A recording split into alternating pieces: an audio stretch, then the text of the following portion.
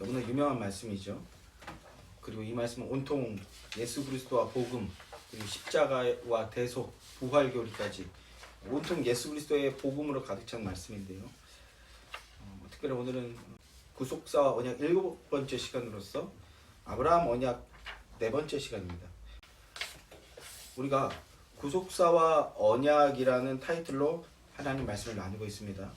구속사라는 것은 하나님께서 내가 하리라, 내가 여자의 후손을 보내어 내가 공중권세 잡은 자, 마귀죠.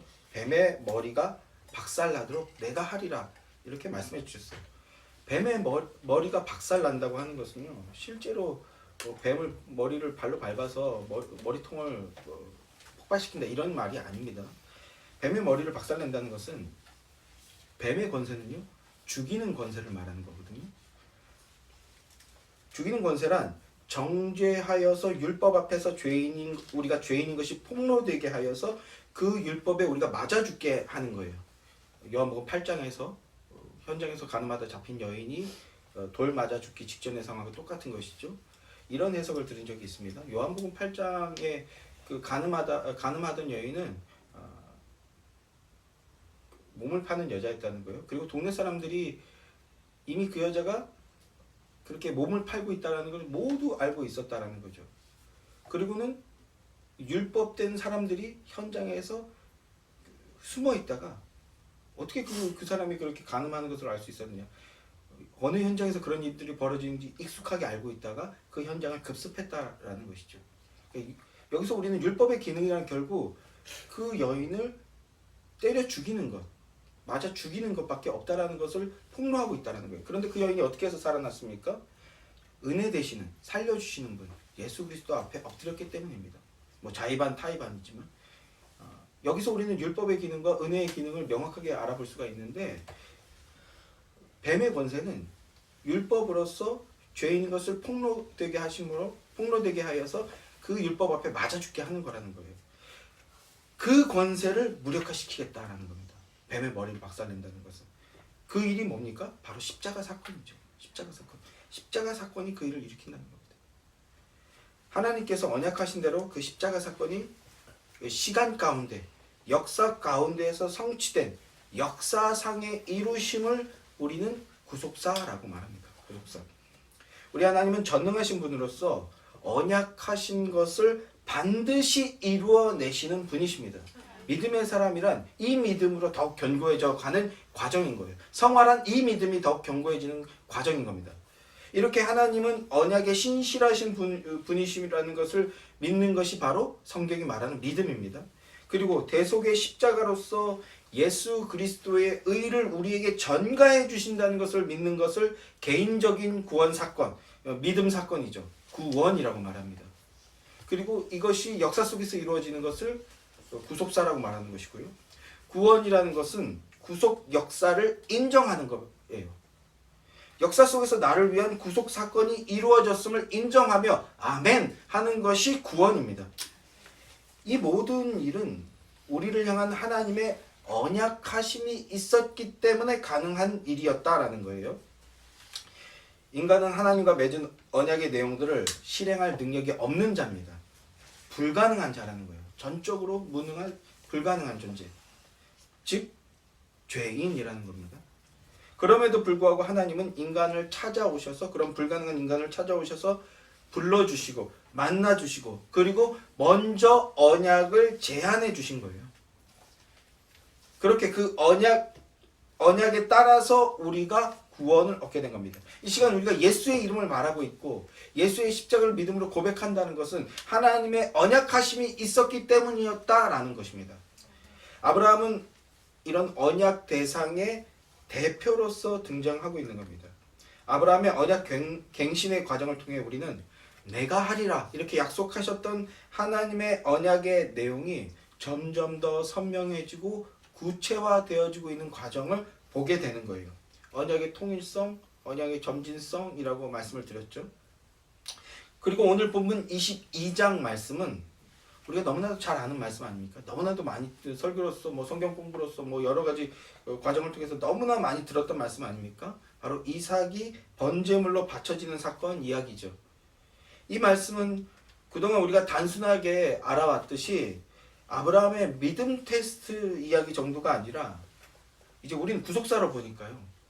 아브라함 언약의 정점, 절정에 도달한 사건 이야기다라고 볼 수 있어야 됩니다. 한번 여쭤보고 싶어요. 그동안 여러분들은 이 말씀을 어떻게 들어왔고, 그리고 지금 어떤 이해를 가지고 계신지 조금 궁금합니다. 여러분 입안에 이 말씀이 어떻게 담겨져 있습니까? 만약에 누군가가 창세기 22장을 펴면서 이게 무슨 스토리고 이게 무슨 의미야? 라고 물어봤을 때 여러분은 어떻게 대답하시겠습니까? 그 내용 안에, 입안에 어떤 내용을 가지고 계십니까? 백세에 얻은 귀한 아들 독자 이삭을 아낌없이 바친 아브라함의 순종을 봐라. 아브라함은 그 순종을 통해서 큰 복을 받았고 믿음의 조상이라는 칭호까지 얻게 됐다. 그러니까 이처럼 너도 가장 귀하게 여기는 것을 아끼지 않고 바쳐라. 그러면 아브라함처럼 큰 복을 받게 될 것이다. 이런 식의 내용을 여전히 갖고 계십니까? 여전히 이 정도의 이해와 인식을 가지고 있으시다면, 그렇다면 이제는 구속과 언약의 관점으로 업그레이드를 하시기 바랍니다. 이 말씀 안에 그러한 내용과 그렇게 해석할 여지가 전혀 없는 것은 아니에요.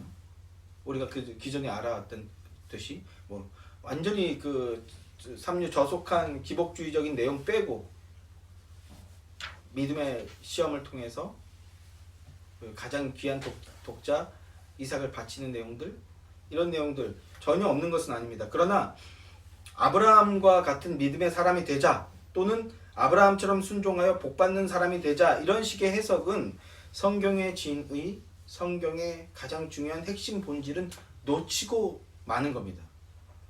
핵심 본질을 놓쳤다면 그것은 온전한 복음이 될 수 없는 것이고요. 온전한 복음이 아니라면 그 결과는 마치 아브라함이 자력으로 생산한 열매, 이스마엘이죠. 이스마엘은 뭡니까? 언약 밖의 사람이에요. 불신자라는 뜻입니다. 언약 밖의 사람, 하나님과 아무 관계가 없는 존재가 되는 거예요. 영생이 없는 존재. 교리로 표현하면 유기된 자와 같은 것이다 라고 할 수 있습니다. 오늘 설교를 통해서 이제는 구속과 언약의 관점으로 정확히 세우고 그 입에 제대로 된 복음을 담으시게 되기를 주님의 이름으로 소망합니다. 자, 본문 창세기 22장 1절 말씀을 보십시오. 같이 읽어볼까요? 시작. 그 일 후에 하나님이 아브라함을 시험하시려고 그를 부르시되 아브라함아 하시니 그가 이르되 내가 여기 있나이다. 먼저 그 일 후에 라고 말씀이 시작하고 있습니다. 그 일 후에 1차적으로는요, 접속사로서 1차적으로는 22장 바로 앞의 사건과 이어지고 있다라는 것을 나타내 보여주는 장치이기도 합니다. 22장 바로 앞에는 어떤 일이 있었습니까? 먼저는 아브라함과 아비멜렉이 언약을 세운 이야기가 나옵니다. 그리고 그 앞에는요, 아브라함의 첩 하갈과 이스마엘이 언약 자손, 언약대로 태어난 자손 이삭을 희롱하다가 결국 광야로 내쫓기는 이야기가 나옵니다. 이삭은 언약의 자손을 예표하는 존재죠. 전적인 하나님의 은혜로 난 자, 성령으로 난 자를 예표하는 겁니다. 그러면 이에 반해 이스마엘은 어떤 존재입니까? 언약과 상관없는 존재죠. 불신자죠. 육체로서 난 자, 인간의 행위, 자기의, 율법을 상징하고 예표하는 존재인 거예요. 이것을 사도 바울이 갈라디아서에서 아주 잘 설명해 주고 있습니다. 율법, 행위, 자기의가 성령으로 난 자, 오직 십자가 은혜만을 붙드는 자를 조롱하고 핍박하다가 쫓겨나는 내용입니다. 오늘날 신약교회 상황과 동일하다고 할 수 있어요. 율법적 신앙, 행위 중심의 신앙, 이런 신앙 체계가 오직 십자가만을 붙들고 오직 은혜만 말하는 자들을 핍박하고 조롱하는 상황인 거죠. 율법적 신앙, 행위 중심의 신앙, 또는 인간이 만든 신학 체계, 종교 시스템, 여기서 한 걸음 더 나아가서 사회개혁운동 등등 예수의 의가 아닌 인간의 의를 붙드는 자들이 오직 십자가와 은혜만을 말하고 붙드는 자들을 핍박하고 조롱하는 게 대적사, 구속사의 한 축인 겁니다. 이들은요, 예수 그리스도의 십자가와 복음을 우습게 여깁니다. 그저 사역을 위한 장신구 정도로만 얘기하는 거예요. 예수님 얘기하고 십자가 얘기합니다. 어떤 교회는 1년에 십자가 얘기, 예수님 얘기 딱 한 번 하더라고요. 언제 얘기하면 크리스마스 때 딱 한 번 얘기하더라고요. 교회라는 어떤 집약체를 위한 욕망의 덩어리죠. 그 욕망의 덩어리를 위한 장신구 정도로 전락시켜버리는 거예요. 그들은 예수 그리스도의 십자가를요, 무용한 것으로 만들려고 합니다. 무가치한 것. 그게 대적사, 마귀의 전략입니다. 이러한 모습이 구속사의 흐름, 이 땅의 교회들에게 처해진 영적인 현실이라는 거예요. 구속사란 하나님의 십자가를 멸시하고 무가치한 것으로 만들려고 하는 거짓 교회들과의 영적인 싸움입니다. 영적인 전쟁입니다. 우리에게 주어진 이 영적 전쟁을 승리할 수 있는 방법은 오직 하나밖에 없어요. 뭡니까? 예수 그리스도의 보혈의 십자가만 붙들고 예수 그리스도의 보혈의 십자가만 증거하는 겁니다. 그러면 우리는 승리할 수 있어요. 우리는 그 일을 위해서 예수님의 사람으로 부름을 받은 존재들이라는 겁니다. 아멘이십니까? 우리 하나님은요, 오직 하나님의 언약만을 신뢰하며 십자가 복음을 믿고 붙드는 자들을 찾고 기다리시고 계신 겁니다. 그래서 우리가 전도해야 되는 거예요. 자, 그 일 후에란 그런 문맥의 연장이라고 볼 수 있는데요.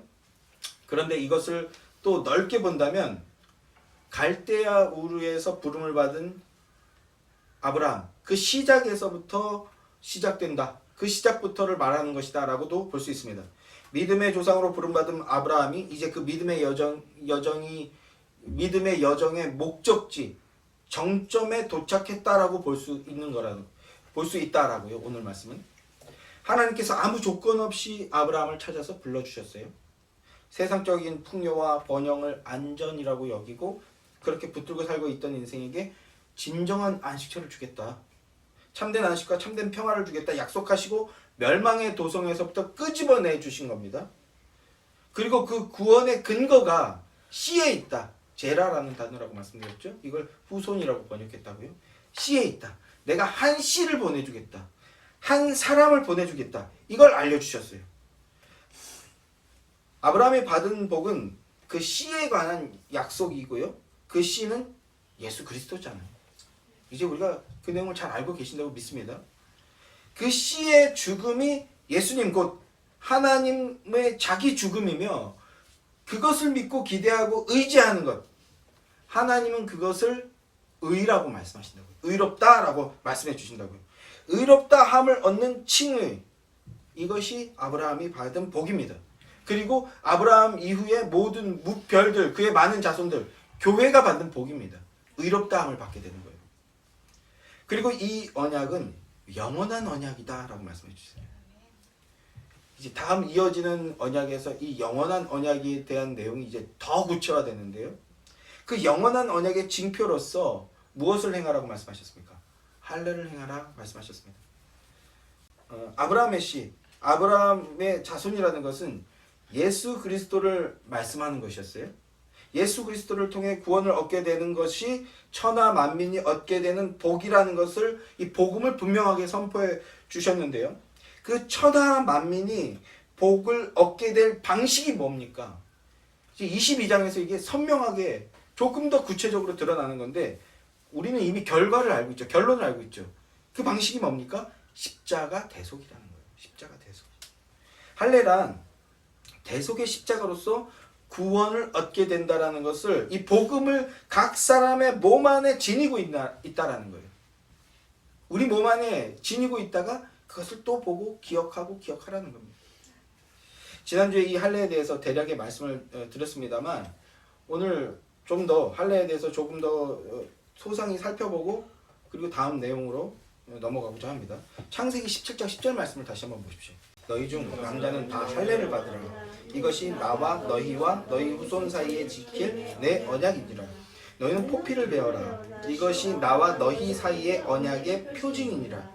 너희의 대대로 모든 남자는 집에서 난 자나 또는 너희 자손이 아니라 이방 사람에게서 돈으로 산 자를 막론하고 난 지 8일 만에 할례를 받을 것이니라. 포피를 베어라와 8일, 여기에 우리가 이제 강조점을 가져야 되는데요. 포피를 베어라, 생식기에 덮여있는 살을 찢는 것이라고 지난주에 말씀을 드렸죠.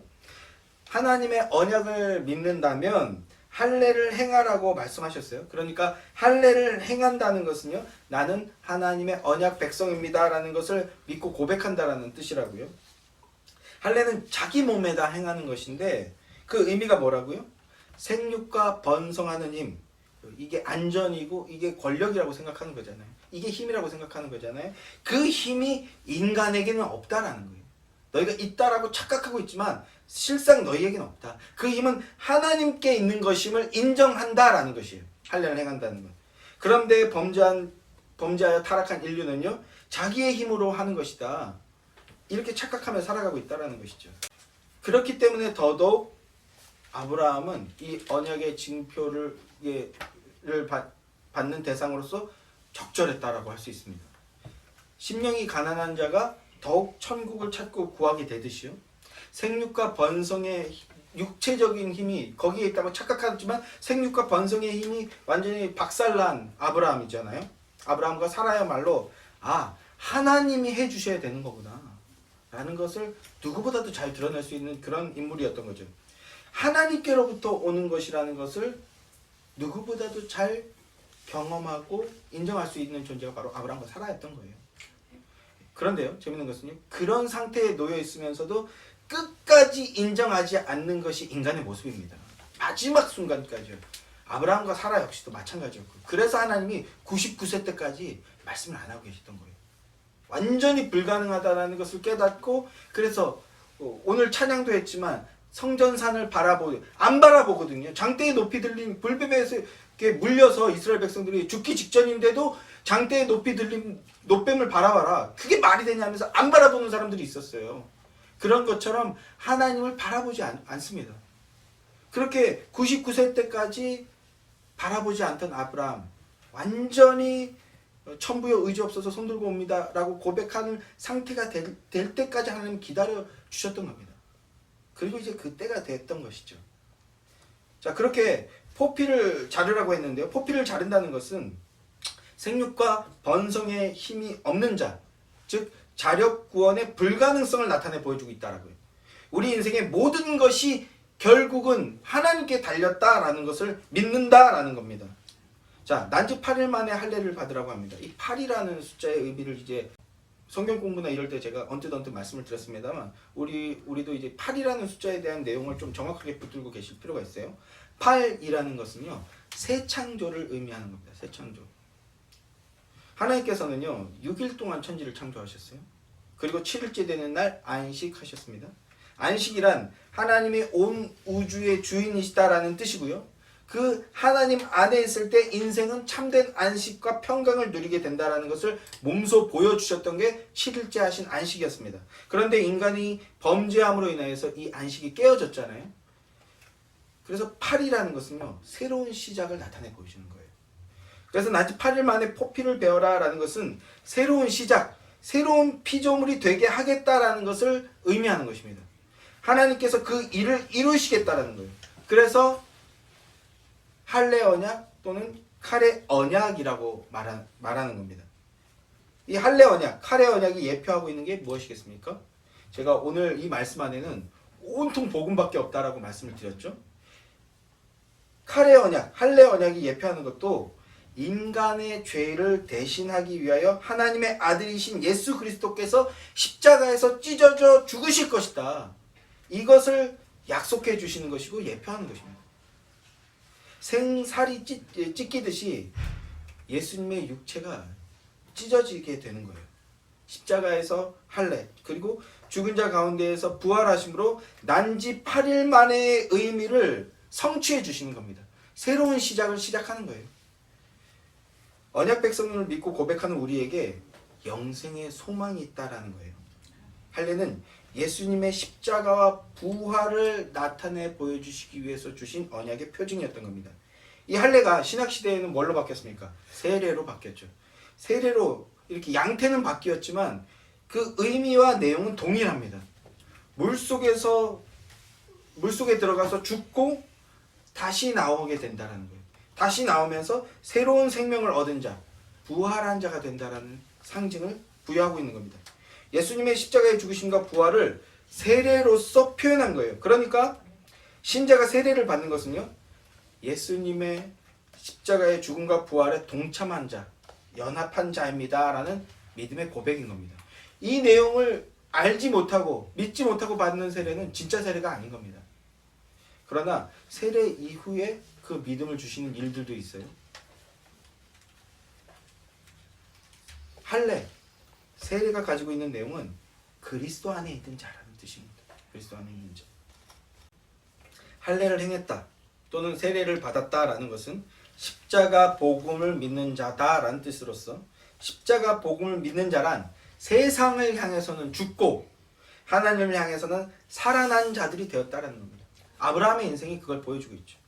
그리고 교회의 인생이 바로 그러한 내용이라는 겁니다. 우리의 삶이 그러한 삶으로 나아가고 있는 거라고요. 세상을 향해서는 죽어가고 오직 하나님을 향해서만 살아난 자들로 더욱 온전하게 지어져 가는 게 우리 성도의 삶이라는 겁니다. 인류 최초로 할례를 행한 사람은 할례를 명령받았고 행한 사람은 아브라함이었고요. 할례를 통해서 여러 민족의 아버지가 되게 하겠다 하신 하나님의 언약이 어떤 방식으로 성취되는가 하는 것을 가시적으로 보여주시기 시작한 겁니다. 할례는 십자가를 예표하는 거예요. 십자가를 복음으로 받고 믿음으로써 구원을 얻게 된다는 믿음을 가진 자. 그래서 아브라함은 믿음의 조상이라고 하는 거예요. 아브라함은 그 믿음의 조상으로서 교회를 예표하고 교회를 대표하는 인물이었던 거예요. 아브라함 안에는 이런 다층적인 의미가 있습니다. 성부 하나님을 의미하기도 하고요. 그리고 교회를 의미하기도 합니다. 이 내용들을 이제 입체적으로 좀 이해를 가지시게 되길 원합니다. 아브라함은 자손 한 사람을 보내주리라는 예언을 언약으로 받았어요. 그리고 이제 할례를 통해서 피의 제사로서 그 일이 이루어질 것이다. 그렇게 영혼이 건짐을 받게 된다는 새 생명의 내용을 복음을 받고 있는 겁니다. 점점 더 복음이 구체화되고 충만해지는 모습이죠. 복음으로 충만해져서 구원의 믿음이 충만한 모습으로 지어져 가고 있다는 거예요. 여기까지가. 그리고 이제 그 일 후에로 이어지는 겁니다. 하나님이 아브라함을 시험하신 때가 드디어 찾아왔다는 거예요. 제가 드디어라는 표현을 썼는데 우리가 아브라함의 시험을 어떤 이해를 가지고 있습니까? 많은 순간 저 역시도 예전에는 시험에 대해서 유혹을 받았다. 그런데 또 유혹이 아니다. 이런 알 듯 모를 듯한 설교들을 많이 들었던 기억이 납니다. 여기서 아브라함의 시험은 함정을 파놓고 꿰매 빠뜨려서 망가뜨리려고 하는 그런 시험이 아니라고요. 아브라함이 받게 되는 이 시험이란 테스트라고 표현해야 좀 더 정확하다라고 할 수 있습니다. 국가대표 선수들은요, 4년 동안 정말 일반인들은 상상할 수도 없는 고강도의 훈련을 받죠. 죽기 살기로 4년 내내 오직 훈련에만 매진합니다. 그런데 우리들은 감히 흉내도 낼 수 없는 그런 고강도의 그 절제된 삶과 훈련을 받는데 이를 악물고 버텨내죠. 어떻게 그럴 수 있습니까? 그 사람들은 좀 더 특별한 존재여서 그런가요? 그렇지 않죠. 그들이 그렇게 고강도의 훈련을 이를 악물고 버텨내는 것에는 원동력이 있죠. 그 원동력이 뭡니까?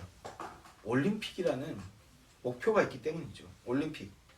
올림픽에 출전하는 것, 그리고 올림픽에 출전해서 금메달을 따는 것, 이런 목표가 있기 때문에 4년이라는 시간을, 인고의 시간을 참고 견뎌낼 수 있게 되는 겁니다.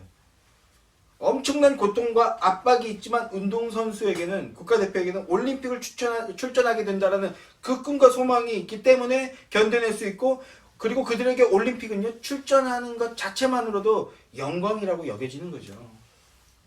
그런데 감히 우리가 그 4년 동안의 훈련의 기간을 우리가 지나가는 눈으로 보면서 야, 저건 유혹이네, 시험이네, 이렇게 그들의 수고와 노력을 함부로 폄훼할 수 있겠습니까? 그렇지 않다는 것이죠. 비유가 적절했는지는 모르겠습니다만 하나님께서 아브라함의 그 연단의 시간을 주셨던 거예요. 75세에 부르셨다고 한다면요, 몇 년이에요? 24년인가요? 그 100세에 아들 낳았고, 그리고 이삭이 모르긴 몰라도 한 16세쯤 되었을 거라고, 14세에서 16세쯤 되었을 거라고 보고 있습니다. 그러면 뭐 한 35년 혹은 40년 가까운 시간을 연단의 시간으로 보냈는데, 그리고 이제 드디어 시험이 닥쳤다라는 거예요. 그 과정과 이 시험을 이거 유혹받았네, 하나님 또 그를 테스트하셨네, 함부로 폄훼할 수 없다라는 것이죠. 하나님은요, 언약하신 바를 반드시 이루시는 분이십니다. 아브라함은 35년, 40여 년의 시간을 통해서 이 연단을 받은 거예요. 100세에 완전히 불가능한 상태에서 약속의 자녀를 받았습니다. 아브라함은 연단의 시간과 그리고 생명의 탄생을 통해서 하나님의 전능하심을 체험한 거예요. 체험의 신앙이죠. 그리고 하나님은 언약의 신실하신 분이시라는 것을 강력하게 체험한 겁니다. 그 믿음으로 무장되었다는 것을 이제 환히 드러내 보일 수 있는 테스트의 시간이 다가온 거예요. 드디어 다가온 겁니다. 마치 국가대표 선수에게 올림픽이 드디어 다가온 것과 같은 비슷한 이치라고 제가 표현하고 싶었던 겁니다. 아브라함에게 테스트가 찾아온 것은 뭐 우리는 결론적으로 이제 결론을 알고 있기 때문에 이렇게 말할 수 있을지도 모르겠습니다만, 아니요, 아브라함은 그 생각을 가지고 있었을 거예요. 영광스러운 기회가 다가왔던 겁니다. 자, 1절 2절 말씀을 보십시오. 그 일 후에 하나님이 아브라함을 시험하시려고 그를 부르시되 아브라함아 하시니 그가 이르되 내가 여기 있나이다. 여호와께서 이르시되 내가 내 아들 내 사랑하는 독자 이삭을 데리고 모리아 땅으로 가서 내가 내게 일러준 한 산 거기로 가서 그를 번제로 드리라, 이렇게 말씀합니다. 하나님의 시험은 그에게 믿음이 있는지 확인하는 것이었습니다. 그리고 믿음이 있다면 그 믿음의 내용이 무엇인지 드러내 보이고자 하시는 것이었어요. 이것이 아브라함에게 주어진 시험의 구속사적 의미입니다. 아브라함 자신에게 믿음을 확인시켜 줄 뿐만 아니라 아브라함의 자손, 그러니까 교회에게도 진정한 믿음이 무엇이냐라는 것을 밝히 드러내 보여주시고자 했던 거예요. 먼저 모리아 땅에 있는 산으로 가라라고 장소를 명시해 주십니다. 모리아 땅에 있는 산, 모리아산이라고 하죠. 이 산은 어떤 곳입니까? 후에 오르난의 타작마당이 세워지는 곳입니다. 다윗 때에. 그리고 솔로몬 시대에는요, 오르난의 타작마당에 어떤 것이 들어섭니까? 성전이 들어섭니다. 성전. 예루살렘 성전이 세워지는 곳이죠. 그 예루살렘에 어떤 일이 벌어집니까? 예수님의 십자가가 세워지잖아요. 하나님의 의도가 무엇인지 이제 서서히 좀 더 분명하게 드러나고 있는 것이죠. 그리고 지시하신 그 산에서 내 사랑하는 독자 이삭을 바쳐라. 약속의 아들을 번제물로 드리라 라고 말씀합니다. 희생제물을 드리라는 거거든요. 예수님께서 모리아산, 즉 예루살렘 산에서 십자가를 지시고 모든 죄를 대속할 번제물로 드려질 것이라는 것이 예표로서 지어지고 있는 겁니다. 계시가 일어나고 있는 거예요. 여자의 후손이 올 것이다 하신 언약이 아브라함의 혈통을 통해서 올 것임을 말씀해 주셨어요. 한 사람으로 인하여서 많은 자들이 태어나게 될 것이다.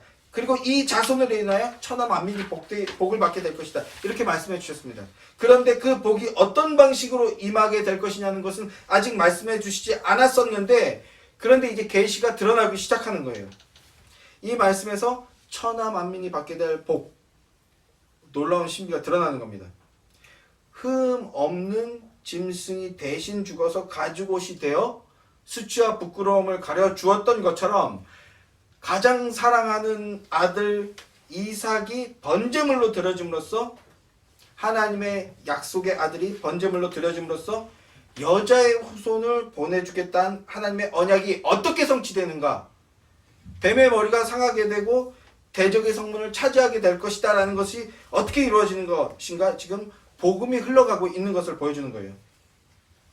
그러니까 이건 단순한 유혹이나 시험일 수 없는 거죠.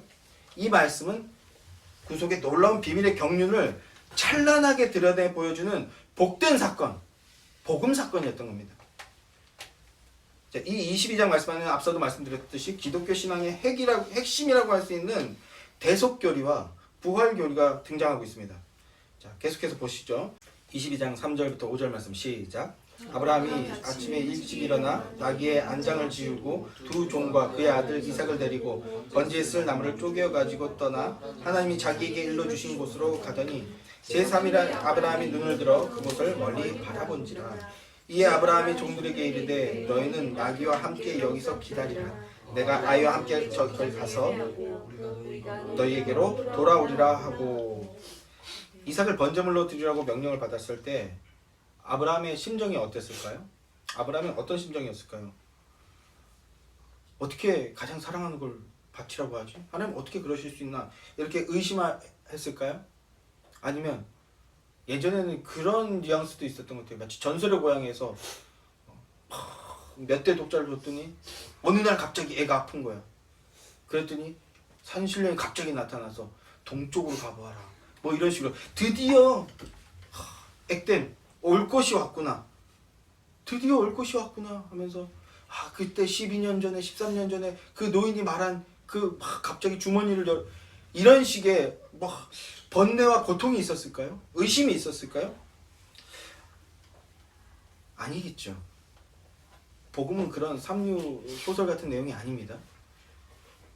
이 내용은 아브라함의 믿음이 드디어 온전한 구속의 복음으로 충만한, 구속의 믿음으로 충만한 장성한 믿음의 분량이 되었다라는 것을 보여주는 사건입니다. 3절 말씀을 보십시오. 아침에 일찍 일어나 라고 말하고 있습니다.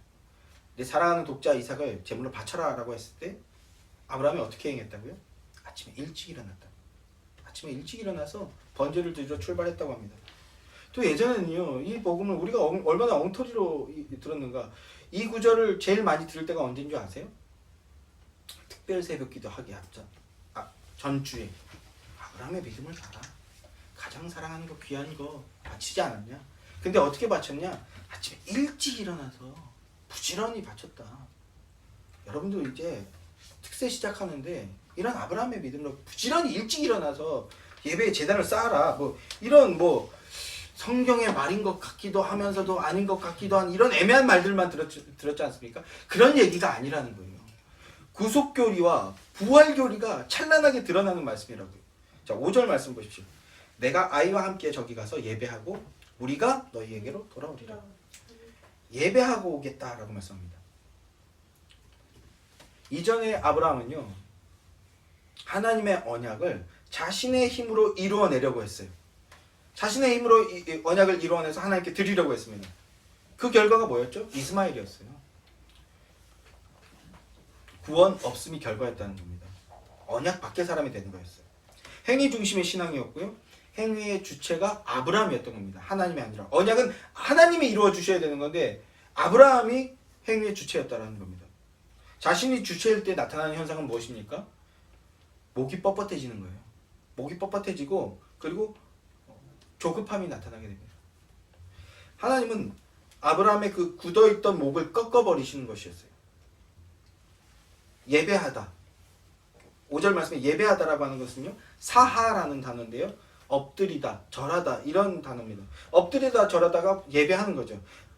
하나님 앞에 목이 뻣뻣하게 자기가 이루어내려고 했던 그런 인생이 이제는 그 목이 꺾여져서 하나님 앞에 엎드리는 인생이 되었다는 거예요. 하나님이 그렇게 만드셨다는 겁니다. 하나님 앞에 엎드린 인생이 된 아브라함은요, 자신의 종들에게 이렇게 말합니다. 함께 가서 함께 돌아오겠다. 분명히 번제물로 드리라고 했거든요. 그런데 아브라함이 어떻게 얘기하고 있습니까? 하나님의 뜻과 계획이 있을 것임을 믿고 있는 거예요. 그래서 우리가 가서 번제를 드리고 우리가 함께 돌아오겠다 이렇게 말하고 있습니다. 자, 6절부터 8절 말씀해 보십시오. 아브라함이 이게 번제 나무를 가져다가 그의 아들 이삭에게 지우고 자기는 불과 칼을 손에 들고 두 사람이 동행하더니 이삭이 그 아버지 아브라함에게 말하여 이르되 내 아버지여 하니 그가 이르되 내 아들아 내가 여기 있노라. 이삭이 이르되 불과 나무는 있거니와 번제할 어린 양은 어디에 있나이까? 아브라함이 이르되 내 아들아 번제할 어린 양은 하나님이 자기를 위하여 친히 준비하시리라 하고 두 사람이 함께 나아가서 이렇게 말하고 있죠. 번제할 나무를 가져다가 그의 아들 이삭에게 지우고라고 했습니다. 이삭은요 자기를 번제에 태울 나무를 등에 지고 모리아 산을 오르고 있는 겁니다. 앞서도 모리아 산은 어떤 곳이라고 말씀을 드렸어요?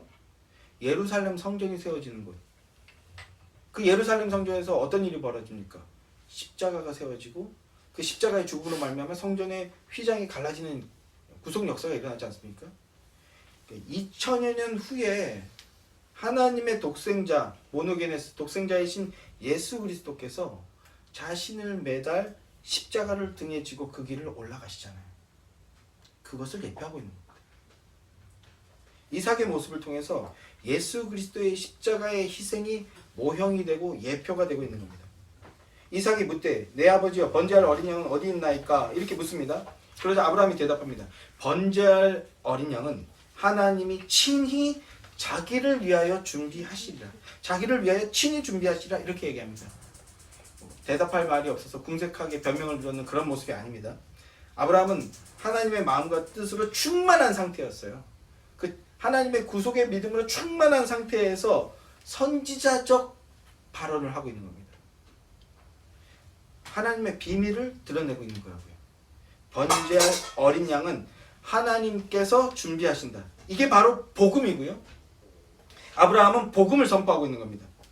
계속 이어지는 말씀 안에서는요. 하나님께서 언약하시고 계획하신 구속의 역사와 그리고 성부 하나님의 마음과 성자 하나님의 순종하심과 그리고 교회의 참된 믿음의 모습이 총망라되는 걸 이제 보게 됩니다. 9절 10절 말씀을 보십시오. 하나님이 그에게 일러주신 곳에 이른지라 이에 아브라함이 그곳에 제단을 쌓고 나무를 버려놓고 그의 아들 이삭을 결박하여 제단 나무 위에 놓고 손을 내밀어 잡으려 하니 7절 이하의 말씀에서 이삭의 모습을 통해서 성자 하나님의 모형과 그리고 아버지 하나님, 성부 하나님의 마음과 일하심을 우리는 볼 수 있어요. 불을 피울 나무를 묵묵히 들고 산을 오르는 이삭의 모습을 통해서 우리를 대신해서 모든 죄를 뒤집어 씌움을 당하신 모든 죄를 뒤집어 씌우신 하나님 아버지께 묵묵히 순종하시는 예수 그리스도의 모습을 발견할 수 있습니다. 고린도후서 5장 21절에서 이렇게 말씀하고 있죠. 하나님이 죄를 알지도 못하신 이를 우리를 대신하여 죄로 삼으신 것은 우리로 하여금 그 안에서 하나님의 의가 되게 하려 하십니다. 예수 그리스도께 죄를 다 뒤집어 씌워서 우리가 죄가 없는 존재로 정도가 아니라 하나님의 의로운 존재로 만드시기 위해서 예수님께서 순종하셨다라고 말씀하고 있습니다. 죄인은 우리의 죄의 문제를 해결해 주시고 하나님께 의로 인정받는 존재가 되게 해주시기 위해서 하나님께서는 예수님께 모든 죄를 담당시키셨고 예수님은 그걸 묵묵히 순종하셨다는 거예요. 그러면 아버지 아브라함의 심정은 어떠했겠습니까? 사랑하는 아들을 제단에 놓고 내려치려 할 때 그 아버지의 심정. 우리가 그동안 너무 인간적인 관점이나 인본주의적 발상 혹은 심하게는 기복주의적인 해석으로 이것들을 막 난도질을 해왔는데요. 그러나 구속사의 관점으로 보면 전체 성경을 통해서 보면요. 아브라함에게는요. 부활의 믿음이 있었습니다. 부활의 믿음. 로마서 4장 17절 말씀 한번 보시죠. 로마서 4장 17절 말씀 다 함께 시작. 기록된 바 내가 너를 많은 민족의 조상으로 세웠다 하신 것 같으니 그가 믿은 바 하나님은 죽은 자를 살리시며 없는 것을 있는 것으로 부르시는 이시니라. 아브라함은 없는 상태에서 있는 상태로 만드시는 하나님을 경험했어요. 불가능이 없으신 분, 완전 가능하신 분이라는 걸 전지전능한 분이시라는 걸 경험했어요. 그러니까 없는 상태에서 있는 것을 만들어내신 존재이시니까 죽은 몸도 능히 살려내실 것이라는 부활에 대한 믿음을 가지는 것도 어려운 일이 아니었던 겁니다. 부활의 믿음을 가지고 담대하게 번제를 드리기 위해서 나아갔던 겁니다. 또 히브리서 11장 19절 말씀도 봅시다. 히브리서 11장 19절 말씀입니다. 그가 하나님이 능히 이삭을 죽은 자 가운데서 다시 살리실 줄로 생각한지라 비유컨대 그를 죽은 자 가운데서 도로 받은 것이니라. 그가 아브라함이 하나님이 능히 전능하신 분이니까 이삭을 죽은 자 가운데서 다시 살리실 줄 생각하니라. 어려울 게 없는 거죠. 그러니까 번제로 드리라는 것이 전혀 어려울 게 없고요. 오히려 번제를 드리라는 것의 믿음의 내용이 무엇인지 밝히 드러낼 준비가 되어 있었다라는 겁니다. 아브라함은 자신의 종들에게 번제를 드리러 예배하러 갔다가 오겠다 이렇게 이야기했습니다. 대속의 신앙, 대속의 믿음을 가지고 하나님 앞으로 나아가는 것, 그것이 참된 예배인 것을 보여주고 있는 겁니다.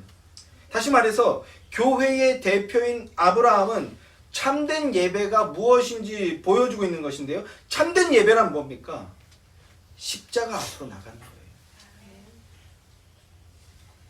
십자가 앞으로.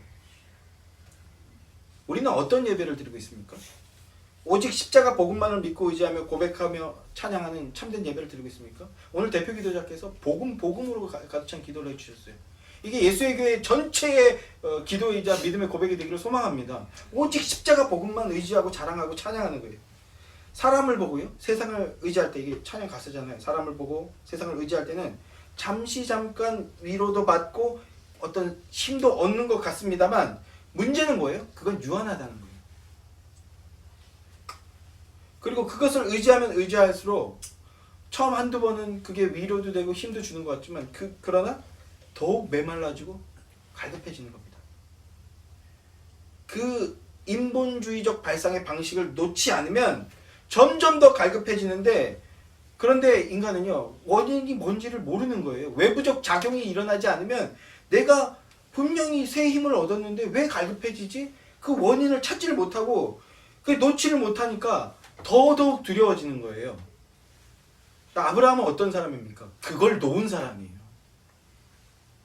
하나님의 언약 백성, 진정한 성도라면 이스마엘을 놓고 자기 의를 놓고 약속의 자녀, 오직 예수 그리스도의 십자가와 복음만을 붙들게 된다라는 것입니다.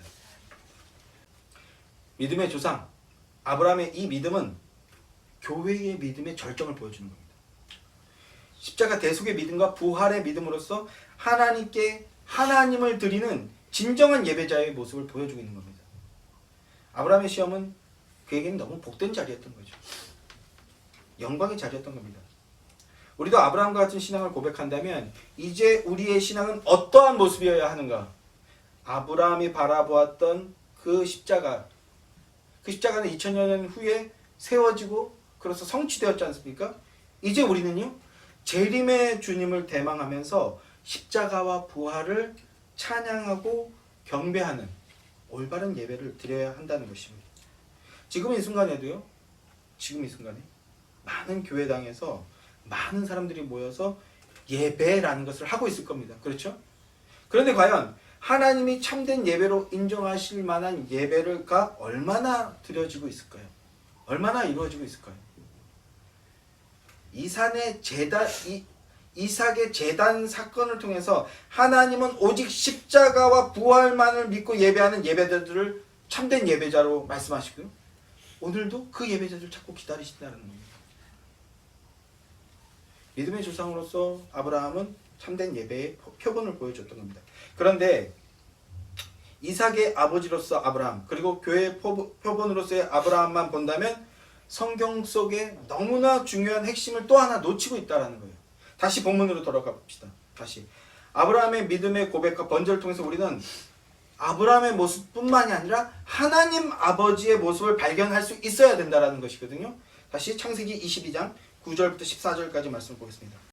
하나님이 그에게 일러주신 곳에 이름지라. 이에 아브라함이 그곳에 제단을 쌓고 나무를 버려놓고 그의 아들 이삭을 결박하여 제단 나무 위에 놓고 손을 내밀어 칼을 잡고 그 아들을 잡으려 하니 여호와의 사자가 하늘에서부터 그를 불러 이르시되 아브라함아 아브라함아 하시는지라.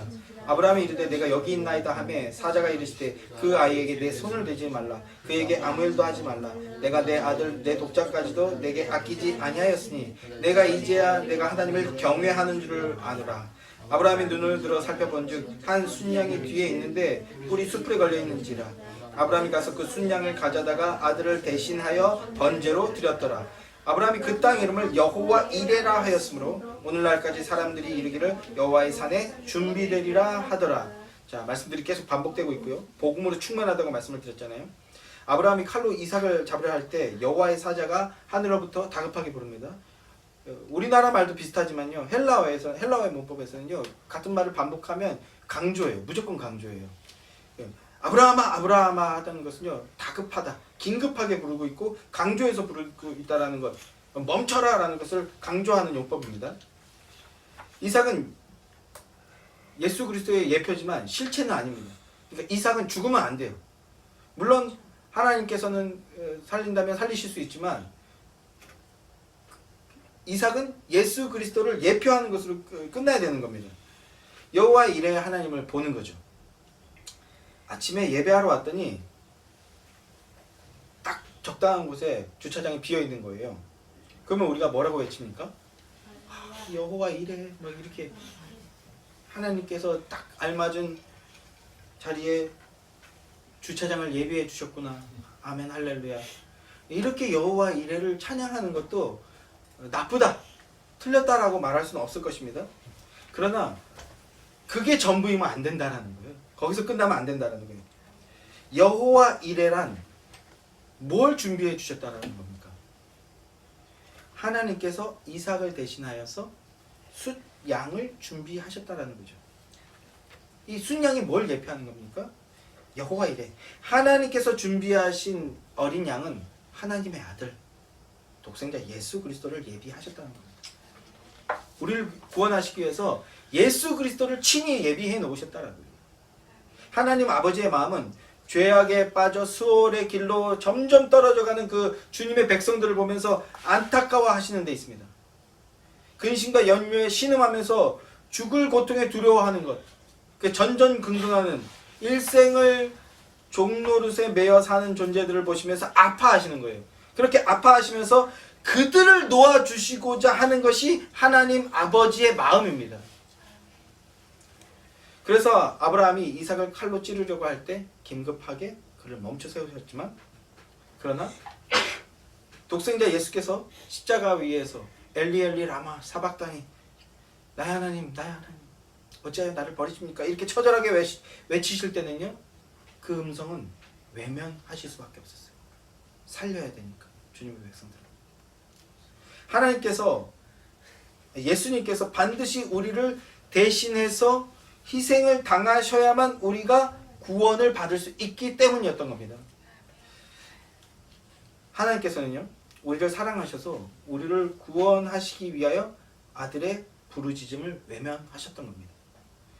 하나님은 아브라함과 이삭의 번제 사건을 통해서 우리를 향한 하나님의 구속의 섭리, 그리고 우리를 향한 하나님의 사랑을 보여주셨던 겁니다.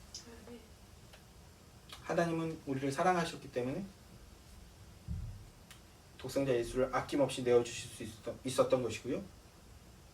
예수님도 우리를 사랑하셨기 때문에 십자가를 순종하실 수 있었고 묵묵히 감당해내실 수 있었던 겁니다. 자, 마지막으로 요한복음 8장 56절 말씀을 보면요, 이렇게 말씀합니다. 너희 조상 아브라함은 나이 때 볼 것을 즐거워하다가 보고 기뻐하였느니라. 예수님께서 말씀하시는 거거든요. 아브라함이 나이 때 볼 것을 미리 보고 즐거워했다라고 말합니다. 여호와 이레, 여호와의 산에서 준비되리라. 십자가 사건을 미리 봤다라는 거예요. 그리고 그 준비된 어린 양이 예수 그리스도이시라는 것을, 십자가 사건을 보고 기뻐했다라고 말합니다. 심지어 자기 혈통을 쫓아서 예수 그리스도가 오시게 될 것을 즐겁게 기다렸다, 이렇게 말씀하고 있습니다. 무슨 말씀입니까? 예수님을 믿는다는 것은 기쁨이라는 겁니다. 예수님에 대한 이야기를 들으면 기뻐하게 된다는 거예요. 이게 성도의 모습이에요. 언약 안에 있는 자의 모습이라는 겁니다. 예수님 안에만 있는 참된 안식을 알고 기대하며 예수님 안으로 들어감으로써 참된 안식을 기쁨으로 즐겁게 누리는 인생이 된다는 것입니다. 그리고 다시 오실 예수님을 또한 기쁨으로 기대하며 기다리는 것이 바로 언약 안에 있는 자들의 인생, 교회의 모습이라는 것을 아브라함이 보여줬던 것입니다. 하나님은 아브라함을 통해서 그 언약을 성취해 내셨습니다. 그리고 오늘 우리에게 주셨어요. 그렇다면 이제 우리는 그 내용을 다 받았습니다. 그러니까 이제 우리는 믿음으로 그 내용을 붙들기만 하면 되는 거예요. 기쁨으로 예수 그리스도라는 예수 그리스도로 말미암아 기쁨을 누리는 여러분들 되시기 소망합니다. 그리고 그 기쁨 안에서 다시 오실 예수 그리스도를 대망하며 그 믿음 안에서 믿음의 삶을 살아드리는 복된 인생들이 되시기를 주님의 이름으로 축원합니다.